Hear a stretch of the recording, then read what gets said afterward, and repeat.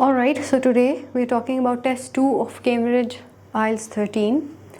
Again, it's a writing task 1, that is report writing, and this time we have a bar graph.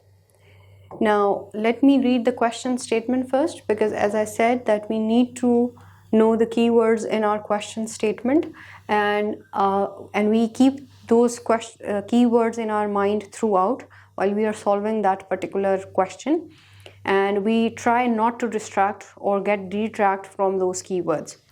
Now let's talk about it. The chart below shows the percentage of household in owned and rented accommodation in England and Wales between 1918 and 2011. Now if I go through it, the chart below shows the percentage of what? Households in owned and rented accommodation in England and Wales between 1918 and 2011. So these are the keywords that I could find in my question statement. Now it says that I have to summarize the information by selecting and reporting the main features and make comparisons where relevant. So this is the statement that we see with every report question, and this is our main question that we have to look at and solve basically.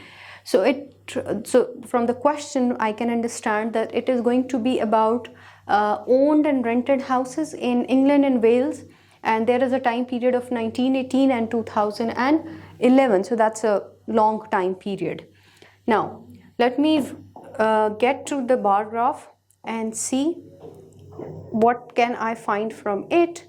I'll just zoom it out a little so that I can see it all together. Okay, so here I have the graph, and it says that households owning and renting accommodation in England and Wales in 1918 to 2011. That's the same thing that I read from my question statement, and here I have the graph.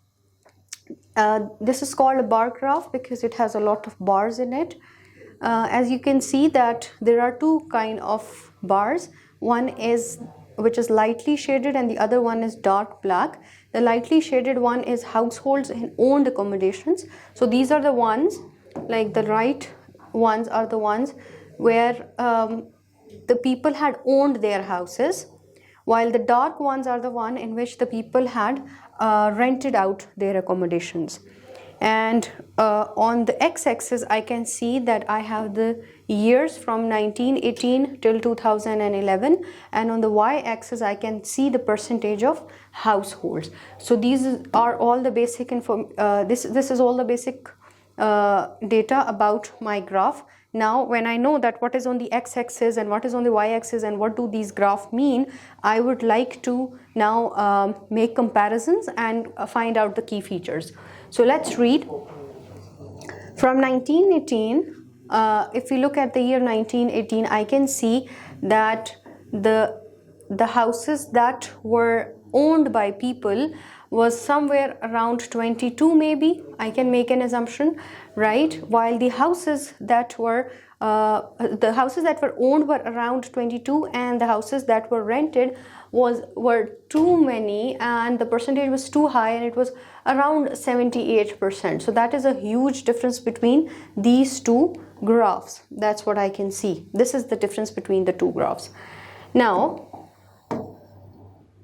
if I look at the other year, that is 1939, I can see that the ones that were owned, they have increased a little, and the ones that were rented, they have decreased a little, right? Now if I keep on looking on all these these bars, or if I want to kind of make comparison in only the ones that were owned, I can see that the owned ones are kind of increasing, or maybe somewhere they are static. As I can see, 1953 and 1939, this graph remained static, but in the next year, that is 1961, it increased, and then it is increasing, and then again it is increasing, again it's a little increase, and has finally declined here. So if I just join the tips of all these owned accommodations, the bars that show these owned accommodation, so it has shown an increase except for two places where it was static. Again, it has shown increase, and finally in the year 2011 it has shown some decrease, and that is around between 65 to 70. It lies somewhere over here. Now if I compare the households in rented accommodation, and I just compare all these dark graphs with each other, and I have to join them, so I'll just draw a line. So it goes like this, then it's almost static, falling down, down, again it is going down, static, and has gone up. So till this point I can see that this is the graph for the rented houses, where it was on the top, it was way too high, and then it has shown a constant decrease except for the year 2011 where it has increased a little, and this is just a little increase. Okay, now what can I infer from these two lines that I have joined to find the track of these two kind of bars, is that the owned houses, they have increased the percentage of owned houses accommodation. It has increased over this time period except for this, and this also is not a very big decline, while on the other hand the households in rented accommodation, this graph has decreased over this time period except for a little increase in the end, and that too is not a very big increase. Now that's how I read the data, and that's what I've inferred. Now if I have to go more into detail, I'll find out that in which year what was the percentage of the households in owned accommodation and what was the percentage in rented accommodation, but that is the detail. But initially if I have to read a graph, that's how I have to make comparison between the x-axis and the y-axis, and I have to see the trends. Now if I have to mention like the deviating trend, that is just in the end, where when this graph was just increasing, there were just 2 points where this household in owned accommodation, this graph has shown a little deviation from this upward trend. That is that in these, over the time period of these 2 years, it remained static, and then it continued growing. Even at this point it is a little higher from the previous one, so we can say that it was growing, but it had shown deviation here where it decreased. Similarly, if I talk about the deviating trends of the households in rented accommodation, it has constantly shown a decline except for these 2 points where it was just static, and in the end where it just went up. That's it. So I hope you understood that's how we read a bar graph and kind of study it in a way that we can make interpretations. Now let's look at the sample answer and see if it is according to what we just read or inferred from our graph or not. So the given bar chart, as we know that the first one is going to be the introduction. So the given bar chart illustrates the proportion of households who owned and rented accommodation in England and Wales from 1919 to 2011. That's it. That's just the paraphrasing of the question statement. You just have to change the sentence structure and add a few synonyms, right? Now let's look at the overview. It can be seen that home ownership increased, whereas the figure for the rented properties suffered a big drop over the time period shown. So that's what we just concluded from our data, that over the time period we could see that the rented houses, that the trend for the rented houses, the figure for the rented houses, it has decreased, and the ownership of the houses has increased. In addition, initially more people lived in rented houses, but the home ownership became more popular over the final 30 years. So again, the same thing, that over this time period home ownership has increased and the trend of renting houses has decreased.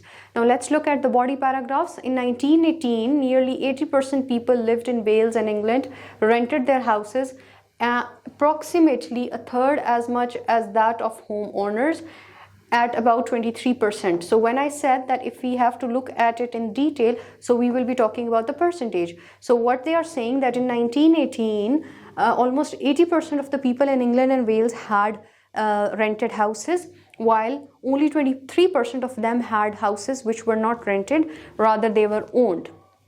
So it is more or less it is 1/3 of the total number of houses, or 1/3 of the houses that were rented out. Now let's see what else do we have to mention. The percentage of renters then declined to 68% in 1939. Then there was a leveling off between 1939 and 1953, followed by a slump in the next 20 years. So we can see that, yes, we had mentioned this point, that it increased the rate of owned houses, it increased, and then it stayed constant. It was plain till these 2 years, that is 1939 and 1953. Then it increased for the next 20 years. By contrast, home ownership increased gradually to 30% in 1939, stayed there in 1953, and experienced a surge of 20% in the next 20 years. So we can see they are talking about it, that during the time period of 1939 and 1953, I'll mark it here again, that the rented house, they showed a decline, right, and it stayed the same over this time period, while on the other hand the owned houses, they showed an upward trend, and it stayed it stayed plain during the time period of 1939 and 1953. From 1971 onwards, the proportion of households in rented accommodation declined to slightly above 30% before rising by roughly 5% in 2011, while home ownership continued rising to reach a peak nearly 70%, then fell just below 65% in 2011. So as I mentioned, that we had seen that there was an upward trend, but there were two deviating trends. For example, if it is about the owned accommodations, we saw that there was an upward trend, except that there was a balance or a static position at this point, but then it showed increase constantly, and then it finally decreased over here. So this is a deviating trend. So in the last paragraph, they have mentioned this deviating trend of the year 2011, and they have compared it with the percentage, and it is about 65% of it. Similarly, in the rented houses, they have shown a decline. From the beginning there was a decline, but over this time period it was static, and then it continuously showed a decline, except in the year 2011, where it increased a little, and that was almost about 38%.